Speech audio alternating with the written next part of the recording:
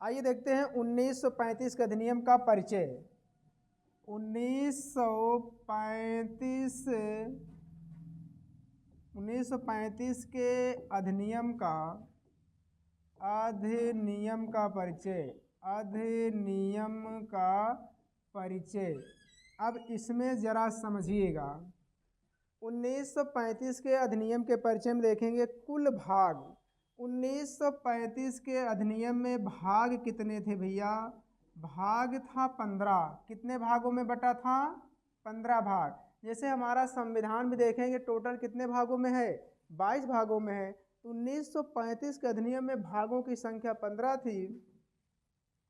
इसमें देखेंगे अनुसूची। इसमें भी अनुसूची थी। तो अनुसूचियों की संख्या कितनी थी? 10। आप बताइए भारतीय संविधान में कितनी अनुसूची है? क्या नाम है आपका भैया? आलोक बताइए। 1935 के अधिनियम में सूची 10 है, भाग है 15। तो भारतीय संविधान में अनुसूचियों की संख्या 12 है। कितनी अनुसूचियां भारतीय संविधान में? 12 अनुसूचियां। भाग कितने हैं? 22। लेकिन यहाँ कितने हम पढ़ रहे हैं? आइए देखते हैं धाराएं। इसमें धारा कितनी थी? धारा 1935 के अधिनियम में धारा की संख्या थी 321। कितनी धारा थी? 321 धारा थी भैया। धाराओं की संख्या थी 321। भाग कितने हैं 1935 के अधिनियम में? अनुसूची, धारा, इसमें प्रस्तावना नहीं थी। इस बात को जानिएगा, 1935 के अधिनियम में प्रस्तावना नहीं है। प्रस्तावना नहीं है। और 1935 का अधिनियम सबसे बड़ा और सबसे अंतिम अधिनियम था। अभी 1947 का आएगा, लेकिन स्वतंत्रता का अधिनियम होगा, वो अधिनियम नहीं माना जाएगा। सबसे बड़ा और सबसे अंतिम अधिनियम पूछा जाए तो कौन सा है? 1935 का अधिनियम है। क्योंकि बहुत सारी बातें भारतीय संविधान में 1935 के अधिनियम की उठा के रख दी गई है, सेम टू यू। ठीक भैया, सेम बातें भारतीय संविधान में उठा के 1935 की अधिनियम की ही रख दी गई हैं। तो आप उतारेंगे? उतार लीजिए। भाग 15, अनुसूची 10, धारा 321, प्रस्तावना नहीं है। इसमें प्रस्तावना का उल्लेख नहीं है। उतार लीजिए, तब आगे बढ़ें।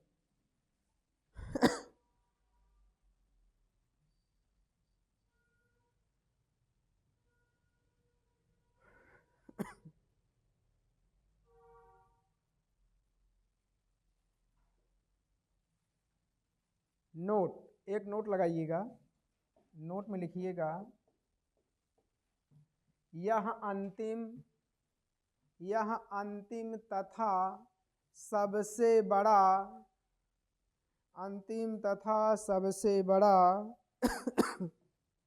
दस्तावेज है। यह अंतिम तथा सबसे बड़ा दस्तावेज है। यह अंतिम तथा सबसे बड़ा दस्तावेज है। आगे चले, इसको क्लियर कर दें भैया, बताइएगा। आदेश करो तो मिटा दें। आइए अब आगे देखते हैं। अगर पूछा जाए किस अधिनियम में प्रस्तावना नहीं है तो क्या बताओगे? 1935। सबसे बड़ा अधिनियम पूछे तो 1935। आइए, इस अधिनियम द्वारा 10 ब्रिटिश प्रांत भारत में बनाए गए। इस अधिनियम द्वारा 10 ब्रिटिश प्रांत बनाए गए। क्या बनाए गए?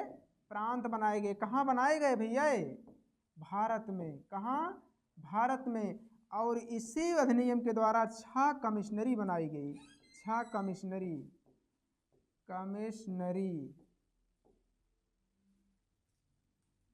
6 कमिश्नरी की व्यवस्था भारत में 1935 के अधिनियम से, और 10 ब्रिटिश प्रांत 1935 के अधिनियम से भारत में बनाए गए। ठीक है, तो लिखिएगा, बोल रहे हैं, इस अधिनियम द्वारा 10 ब्रिटिश प्रांत भारत में बनाए गए। 10 ब्रिटिश प्रांत भारत में बनाए गए। 10 ब्रिटिश प्रांत भारत में बनाए गए तथा 6 कमिश्नरी प्रांत बनाए गए तथा 6 कमिश्नरी प्रांत बनाए गए तथा 6 कमिश्नरी प्रांत बनाए गए। ठीक भैया, चलें आइए देखते हैं। इसी अधिनियम द्वारा प्रांतों में, कहाँ, प्रांतों में द्वैध शासन, जो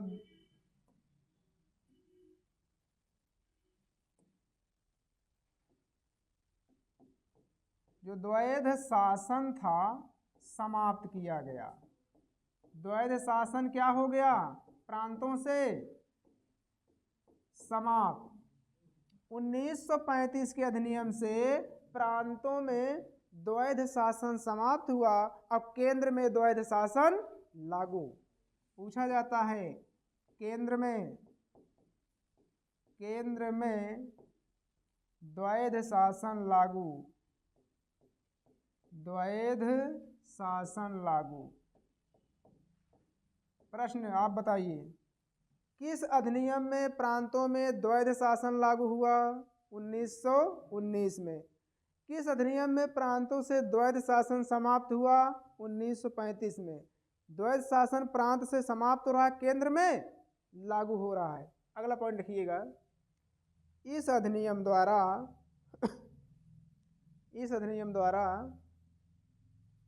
प्रांतों से द्वैध शासन समाप्त किया गया। प्रांतों से द्वैध शासन समाप्त किया गया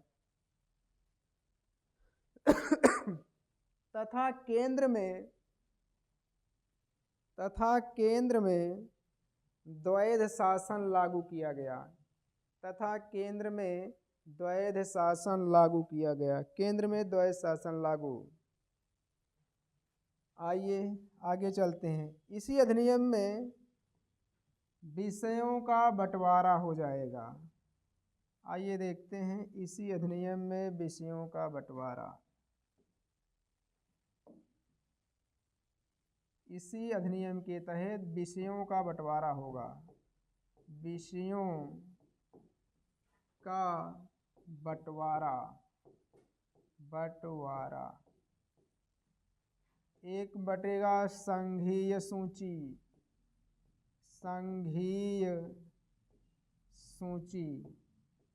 चलो पॉलिटी वाले जरा बता देंगे। ये तो 1935 का अधिनियम तो आप पढ़ ही रहे हैं, जरा बताएंगे कि वर्तमान में भारतीय संविधान में विषयों को कितनी सूचियों में बांटा गया है? 3 सूची। कौन कौन आप बताओ भाई? संघ सूची, राज्य सूची, समवर्ती सूची। जैसे आज संविधान में बटा है, उसी तरह 1935 के अधिनियम में 1935 के अधिनियम में संघ सूची में 59 विषय रखे गए थे। किसमें? 1935 के अधिनियम में। जबकि वर्तमान में संघ सूची में कितने विषय हैं? वर्तमान भारतीय संविधान में संघ सूची में 99, पहले 97 था, 97 से 99 हुआ, वर्तमान में कितना हो गया है? 100 विषय। किस सूची में? संघ सूची में। वर्तमान के संविधान की बात कर रहे हैं, लेकिन 1935 के अधिनियम में संघ सूची में कितने विषय? 59 विषय। तो लिखिएगा, इस अधिनियम के द्वारा विषयों का बंटवारा किया गया। इस अधिनियम द्वारा विषयों का बंटवारा किया गया। संघीय सूची में 59 विषय रखे गए। संघीय सूची में 59 विषय रखे गए। ठीक भैया, कितने विषय? 59। संघ हो गया। और एक देख लेते हैं, प्रांतीय विषय। प्रांतीय विषय में भैया रखे गए 54। कितने? संघीय सूची में कितने विषय? 59 प्रांतीय में रखे गए 54 विषय। कितने विषय रखे गए? 54 विषय। प्रांतों में 54 विषय, संघ में, संघ सूची में 59, प्रांतीय विषय में 54 विषय रखा गया। प्रांतीय सूची यहाँ कर दीजिए, 1 मिनट रुकिए, प्रांतीय सूची रहेगा ज़्यादा सही रहेगा। प्रांतीय सूची, प्रांतीय सूची, प्रांतीय सूची में 54 विषय। कितने विषय? 54। तो संघ हुआ, प्रांत हुआ, एक सूची और बची है कौन? समवर्ती। आज उस समय भी समवर्ती सूची थी, समवर्ती सूची। समवर्ती सूची में रखा गया 1935 के अधिनियम में 36 विषय। कितने विषय? 36। तो आप जानते रहिए 1935 के अधिनियम में संघ सूची में कितने विषय भैया? 59। प्रांतीय सूची में 54 विषय और समवर्ती सूची में 36 विषय। अब हमें बताइएगा संघ सूची में वर्तमान की दृष्टि से देखिएगा, संघ सूची पे कानून कौन बनाता है? केंद्र सरकार। संघ सूची में जैसे आपका रेलवे आ गया, राष्ट्रीय राजमार्ग आ गया, जहाज रानी जलयान आ गया, अणु विषय आ गए, आर्मी हो गई, आरबीआई हो गया, डाक विभाग हो गया, किस में आएंगे? संघ सूची में। आपका रहा राज्य सूची में, वर्तमान में राज्य सूची में राज्य की पुलिस हो गई, राज्य सूची का विषय है। स्वास्थ्य हो गया, राज्य सूची का विषय है। और आपके सफाई व्यवस्था हो गई, लाइट व्यवस्था हो गई, साफ सफाई होगी, किस में आएगा? राज्य में। और समवर्ती सूची में, समवर्ती सूची पे कानून कौन बनाएगा? समवर्ती सूची पे कौन कानून बनाएगा भैया? राज्य में तो राज्य सरकार बनाए, केंद्र में केंद्र। समवर्ती पे समवर्ती पे केंद्र और राज्य दोनों बनाएंगे, लेकिन किसी विषय पे अगर समवर्ती सूची के किसी विषय पर केंद्र सरकार कानून बना दी तो केंद्र का मान्य होगा, राज्य का मान्य नहीं होगा, लेकिन बनाएंगे दोनों। जैसे शिक्षा, शिक्षा किस में है? समवर्ती सूची में। इसको मिटा सकते हैं कि लिखेंगे? अगर लिखना हो तो लिख लो, नहीं तो मिटाएं।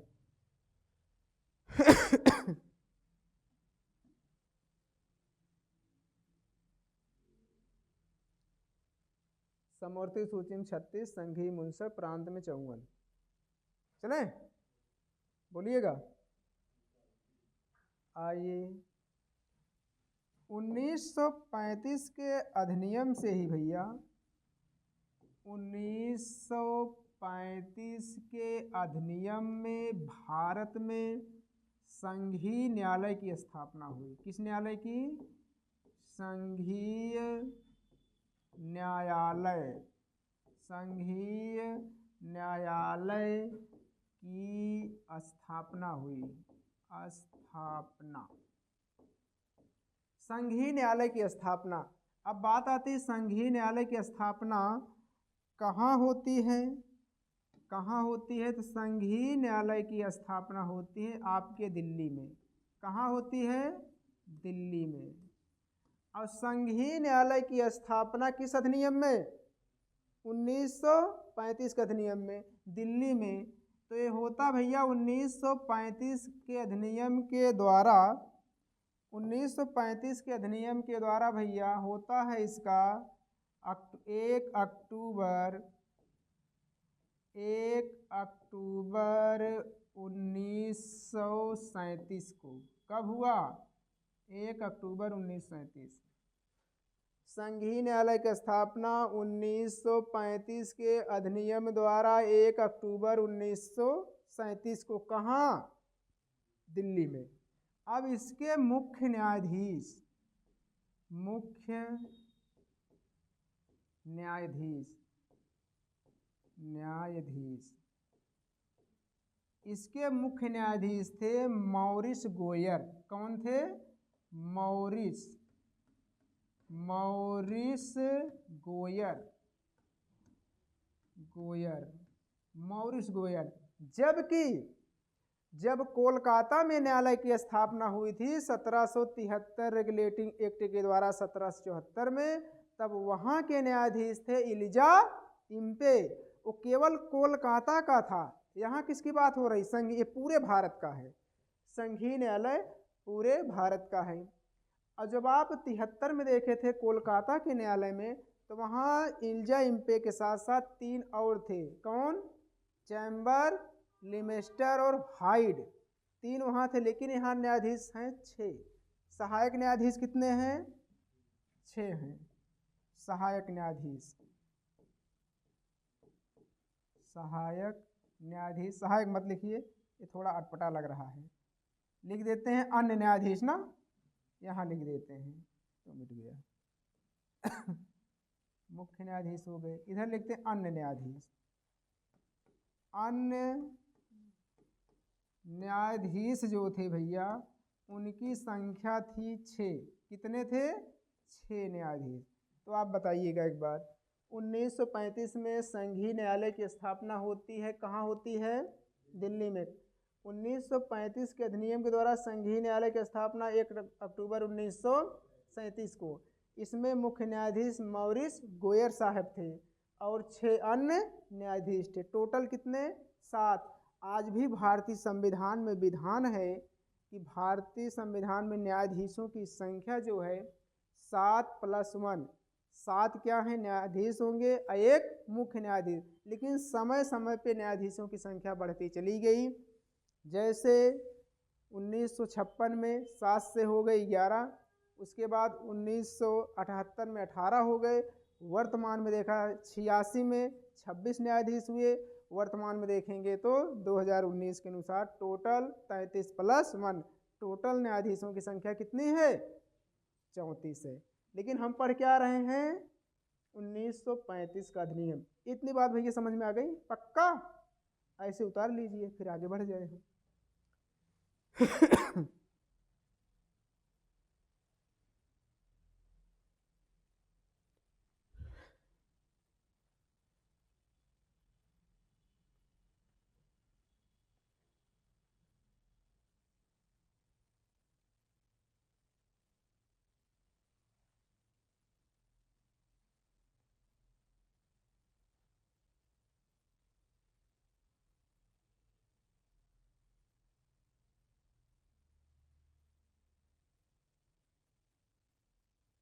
आदेश करिएगा जब आगे बढ़ना हो।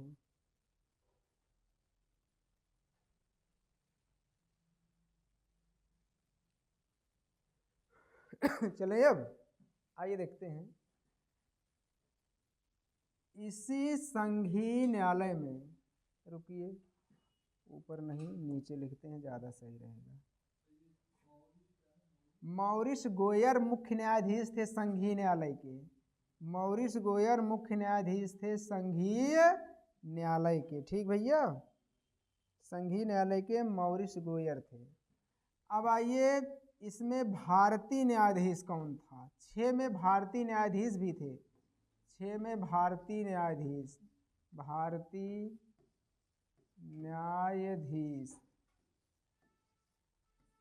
भारतीय न्यायाधीश में एक शामिल थे जैकब साहब।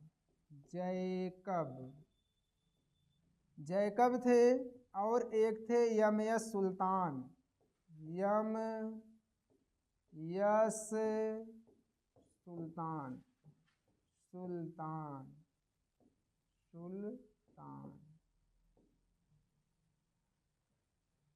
और इनका पूरा नाम लिख देते हैं, एम.आर. जैकब।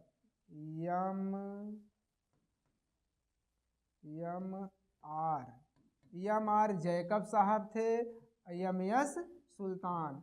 अगर पूछे 1935 के संघीय न्यायालय में कितने भारतीय न्यायाधीश थे, बाकी सब यूरोपीय हैं, तो केवल 2 न्यायाधीश थे, एम.आर. जैकब और एम.एस. सुल्तान। ये 2 भारतीय नागरिक हैं। बाकी कितने थे? टोटल 7। 5 कौन हो गए? यूरोपीय हो गए। सहायक में 6 हैं, टोटल 7 हैं। तो इसमें आप 6 में 6 मानिए, एक को छोड़ के, तो 2 हो गए भारतीय, 4 हो गए यूरोपीय। विदेशी नहीं कहेंगे हम उनको, यूरोपीय कहेंगे। उतार लीजिए, बोले। 1935 के अधिनियम में 2 भारतीय, 1935 के अधिनियम में 2 भारतीय, न्यायाधीशों को शामिल किया गया, 2 भारतीय न्यायाधीशों को शामिल किया गया, एम आर जैकब साहब और एम एस सुल्तान साहब।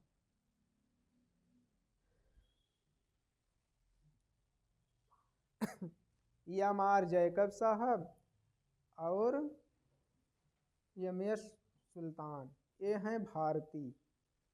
आइए कुछ लिखते हैं नोट करके। नोट करके क्या लिखना है आइए हम बताते हैं।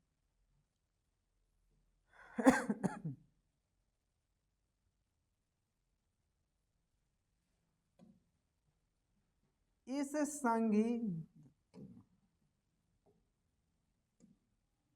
कट गया, जाने दीजिए, हटा देते हैं पूरा। अब इस संघीय न्यायालय के खिलाफ, संघीय न्यायालय के विरुद्ध आप अपील कहाँ कर सकते हैं? विरुद्ध। अगर संघीय न्यायालय ने कोई फैसला सुना दिया है किसी के ऊपर, ठीक है, अब इसके न्यायालय को अगर आपको चेतावनी देनी है, जैसे हाई कोर्ट के आदेश के, हाई कोर्ट के डिसीजन को हम चुनौती कहाँ दे सकते हैं? सुप्रीम कोर्ट में। लेकिन इस संघीय न्यायालय के खिलाफ अगर चुनौती देना है तो आपको जाना होगा ब्रिटेन। कहाँ जाना होगा? ब्रिटेन। अब ब्रिटेन में प्रीवी काउंसिल में आप इसके खिलाफ चुनौती दे सकते हो। किसमें?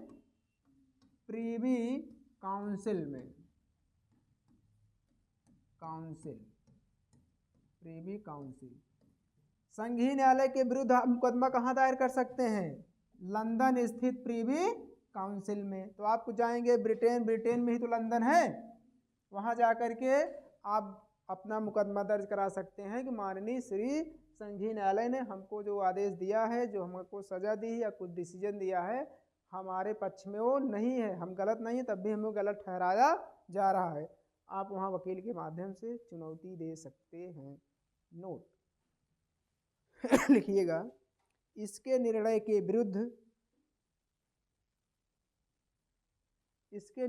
विरुद्ध इंग्लैंड के प्रीवी काउंसिल, यही ब्रिटेन को इंग्लैंड भी कहते हैं, इंग्लैंड के प्रीवी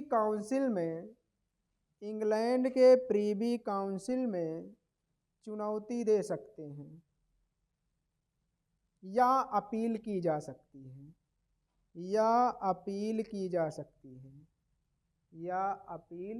सकती है। इतना भैया समझ में आया? देवेंद्र जरा